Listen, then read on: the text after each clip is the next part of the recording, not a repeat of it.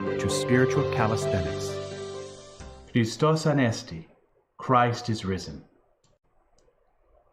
On Saturday, June 8th, we commemorate the removal of the relics of St. Theodore the Commander, St. Kalliope the Martyr, St. Melania the Righteous, St. Anastasios, the new martyr of Constantinople, and St. Theophanes, the new martyr of Constantinople.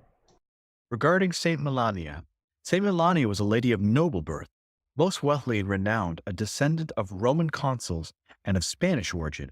When her husband and two of her children died, she departed for Egypt to visit the monks living at Mount Nitria.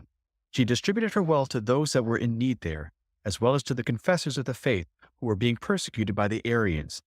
In 3 days alone, she fed some 5,000. Then, when these Orthodox Christians were exiled to Palestine, she also went to Jerusalem. There, at her own expense, she built a convent for virgins and reposed therein in holiness about the year 410. Her granddaughter, Melania the Younger, is celebrated on December 31st. Scorning the riches that perish at worldly dignity, thou sought heavenly glory through self-denial and toils, making noble rank more noble by humility, and thou didst build a holy house in Jerusalem, where thou didst guide souls unto salvation. And now, O Mother Melania, grant us the alms of thy rich prayers to God. Regarding the removal of the relics of St. Theodore the Commander, the holy martyr Theodore was from Eugatea of Galatia and dwelt in Heraclea of Pontus.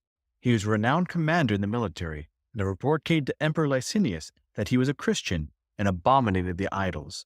Licinius therefore sent certain men to him from Nicomedia to honor him and ask him to appear before him.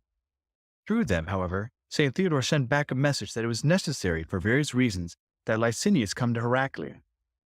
Licinius, seeing this in the hope of turning St. Theodore away from Christ, did as was asked of him. When the emperor came to Heraclea, St. Theodore met him with honor, and the emperor in turn gave Theodore his hand, believing that through him he would be able to draw the Christians to the worship of his idols. Seated upon his throne, in the midst of the people, he publicly bade Theodore offer sacrifice to the gods.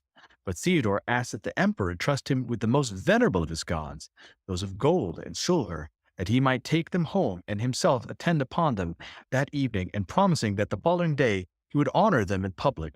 The emperor, filled with joy at these tidings, gave command that Theodore's request be fulfilled. When the saint had taken the idols home, he broke them in pieces and distributed the gold and silver to the poor by night.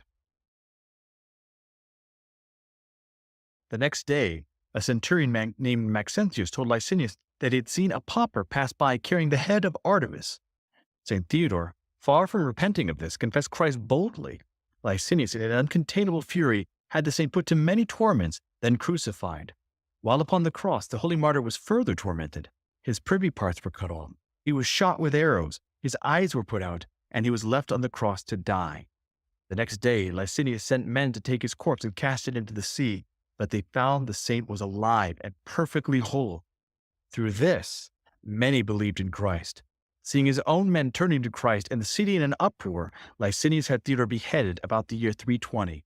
The saint's holy relics were returned to his ancestral home on June 8th. His main feast day is celebrated on February 8th. In truth, enlisted with the King of the heavens, thou didst become for him a noble commander, O trophy-bearer and great martyr Theodore. With the weaponry of faith didst thou arm thyself wisely, and didst utterly destroy all the hordes of the demons as triumphant athlete of the Lord, wherefore we do faithfully call you blessed. From St. Paul's letter to the Ephesians. Brethren, God, who is rich in mercy, out of great love with which he loved us, even when we were dead through our trespasses, made us alive together with Christ.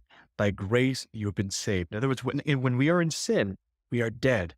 But when we are with Christ, we are alive.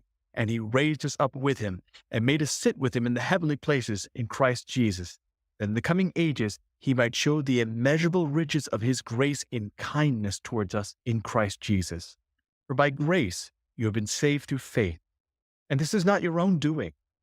It is the gift of God, not because of works, lest any man should boast. For we are his workmanship, created in Christ Jesus for good works, which God prepared beforehand that we should walk in them.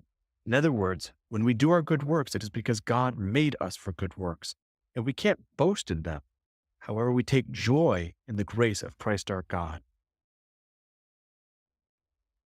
The Gospel according to St. Matthew. The Lord said to his disciples, Behold, I send you out as sheep in the midst of wolves. So be wise as serpents and innocent as doves. Beware of men, for they will deliver you up to councils and flog you in their synagogues, and you will be dragged before governors and kings for my sake, to bear testimony before them and the Gentiles. When they deliver you up, do not be anxious how you are to speak or what you are to say. What you are to say will be given to you in that hour, for it is not you who speak, but the Spirit of your Father speaking through you. Brother will deliver up brother to death, the father his child, and children will rise against parents and have them put to death, and you will be hated by all for my sake, but he who endures to the end will be saved. The intercessions of St. Theodore, may Christ our God have mercy on us. I hope that you've enjoyed today's spiritual calisthenics. Have a blessed and wonderful day.